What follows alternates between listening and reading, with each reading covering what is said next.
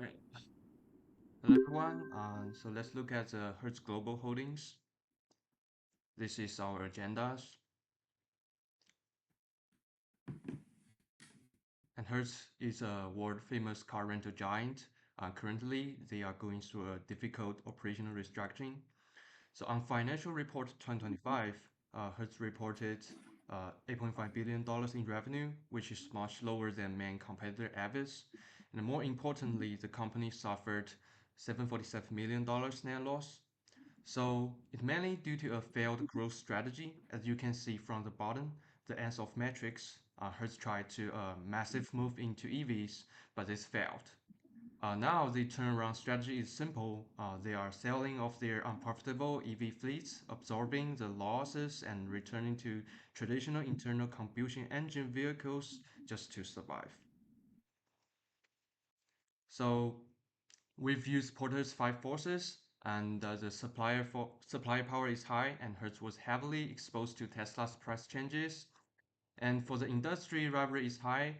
Hertz is losing efficiency battle to competitors like Avis and Enterprise. The buying power is high because customers are very price sensitive and can easily switch to other brands. So for the stress of new entrants is only low because starting a car rental company requires a lot of capital and global infrastructure. Thanks. So we've identified three critical strategic risks facing Hertz, each one threatening the company's capital structure, competitive positioning, or brand equity at a fundamental level. Next slide. Hertz emerged from bankruptcy in 2021, but has not been profitable since 2022.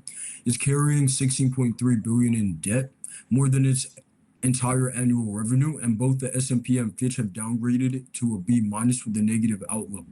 That's deep junky territory, and borrowing is getting more expensive at exactly the wrong time.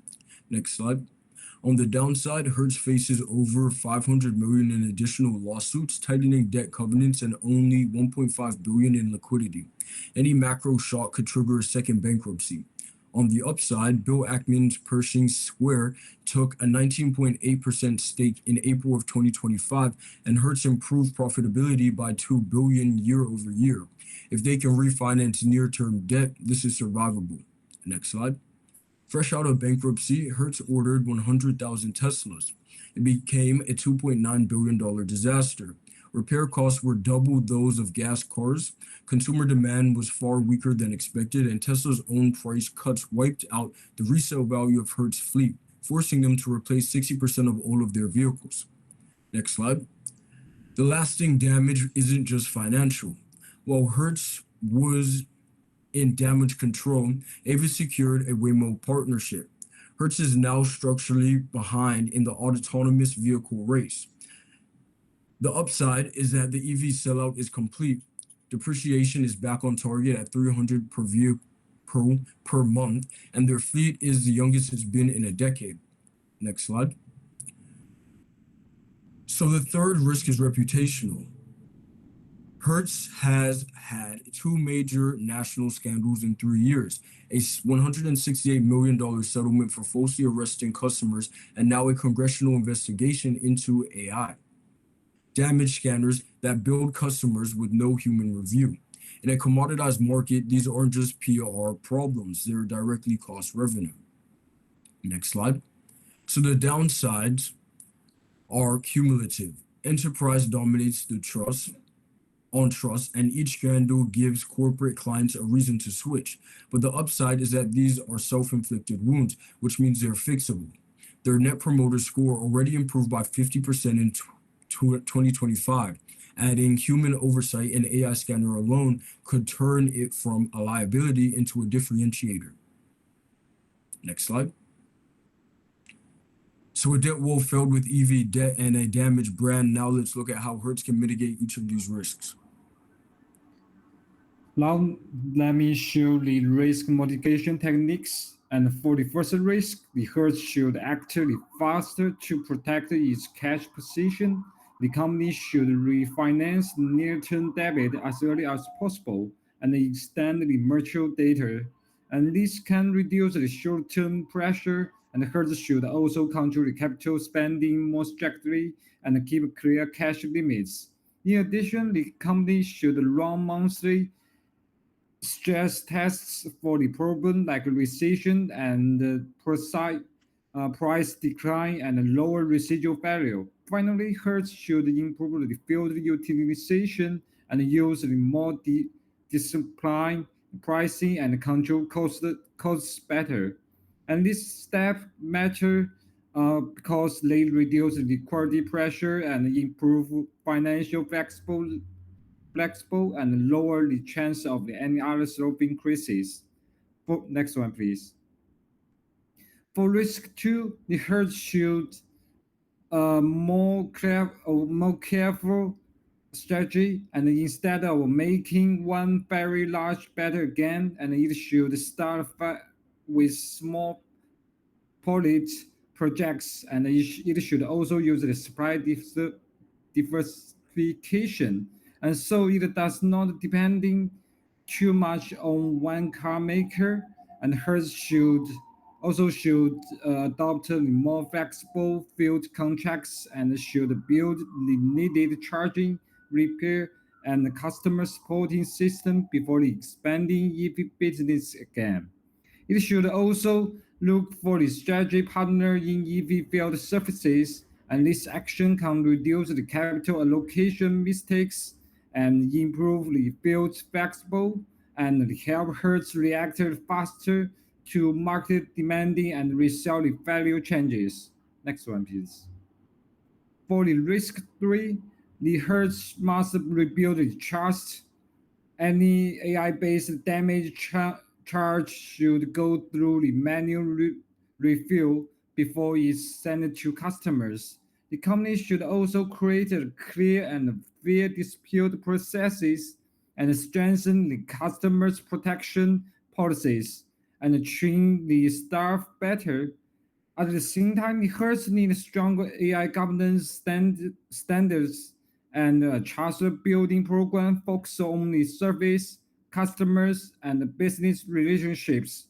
This step can reduce the harm to customers, improve fairness, and help the Hertz rebuild trust with both retired and business customers. So welcome to the next part. Thank you, Yuntao. So first, let's examine her aggressive strategy. In a bold attempt to lead in sustainability, Hertz made a massive investment by purchasing 100,000 Teslas. From a strategic risk perspective, this was a high impact for first mover gamble. By doing this, Hertz took the entire residual value risk onto its own balance sheet. They assumed the market would stay stable and demand would be high. However, they failed to account for market volatility. Next slide, please. In contrast, AVs follow a much more disciplined and risk-averse strategy. Instead of reacting to the market hype, AVs use a wait-and-see approach, ensuring their fleet was aligned with real customer demand. The core of their success is their superior fleet asset management and the use of program cars. These are vehicles purchased with warranty buyback agreements from manufacturers. By using these contracts, AVs effectively transfer the risk of depreciation away from their balance sheet. This strategy choice creates a financial shield, allowing AVs to maintain stability during 2024 and 2025 while its competitors struggle. Next slide, please. Next one, please. So when we evaluate the outcomes, it is clear that Hertz's strategy was a significant failure in both development and execution. The risks they ignored become a reality. Customer demand was lower than projected and repair costs were much higher.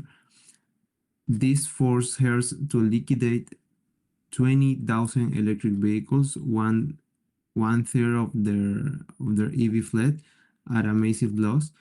This failure resulted in $245 million depreciation charge and a total loss of investor confidence. The crisis was so severe that it forced the resignation of their CEO in 2024. Next slide, please. Okay. On the other hand, Avis has proven that the strategy, discipline, and operational excellence drive long-term success by maintaining a flexible fleet and avoiding high costs and proving strategies. AVs report strong profit margins and record high utilization rates in 2024. Their success proof a core principle of this course. In a capital-intense industry, protecting against the downside is often more valuable than aggressive innovation. Thanks to their mature risk culture, AV successfully navigated the industry transition without a financial drama seen at Hertz. Next slide, please. So our investment recommendation is have been long on Avis budget and avoiding Hertz because Avis they choose a conservative fleet model and this protects them from the price shock that hurt Hertz. However, Hertz took an aggressive unhedged gamble on EVs. So Avis is more stable and profitable while Hertz is currently too risky. And these are our references Thank you so much. and this Thank you. contact Thank you. information.